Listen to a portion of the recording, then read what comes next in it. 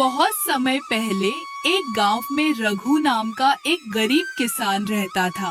वह बहुत मेहनती और ईमानदार था, लेकिन उसकी जमीन उपजाऊ नहीं थी। वह सुबह जल्दी उठकर खेतों में काम करता और रात को भगवान से प्रार्थना करता कि उसकी फसल अच्छी हो। रघु के पास एक छोटा सा खेत था, जिससे वह मुश्किल से अपने परिवार का पेट भर पाता था। उसकी पत्नी गीता और दो छोटे बच्चे थे।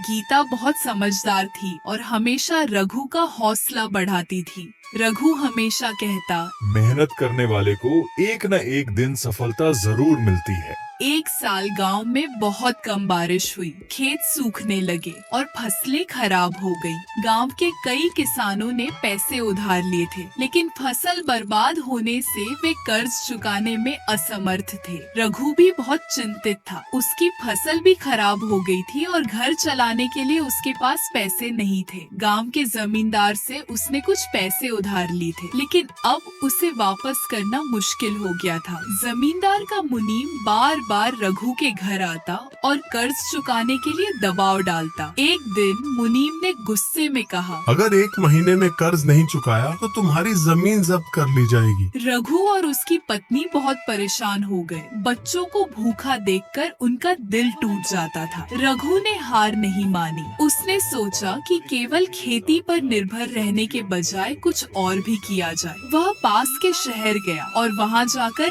नए तरीके की खेती के बारे में सीखा। वह लौट कर आया और अपनी पत्नी से बोला, अगर हम पारंपरिक खेती के साथ साथ सब्जी और फल भी उगाए तो हमें ज्यादा फायदा होगा। गीता ने उसकी बात मान ली। उन्होंने खेत के एक हिस्से में सब्जियां और फल उगाने शुरू कर दिए। इसके साथ ही रघु ने गांव में ही कुछ गाय और मुर्गियां पाल ली, ताकि दूध और अंडों से भी आमदनी हो सके। धीरे धीरे उसकी मेहनत रंग लाने लगी। उसके खेत में उगाई गई सब्जियां और फल अच्छे दामों में बिकने लगे। गांव के दूसरे किसानों ने भी उसकी यह तरकीब अपनानी शुरू कर दी। कुछ महीनों बाद रघु ने इतनी कमाई कर ली कि वह जमींदार का सारा कर्ज चुका सका। अब उसके पास अच्छी फसलें, दूध और अंडे भी थे, जिससे घर की आर्थिक स्थिति सुधर गई। गांव के लोग जो पहले सिर्फ पारंपरिक खेती पर निर्भर थे, अब नई तकनीकों को अपनाने लगे। रघु की वजह से पूरा गांव आर्थिक रूप से मजबूत होने लगा। एक दिन गांव के मुखिया ने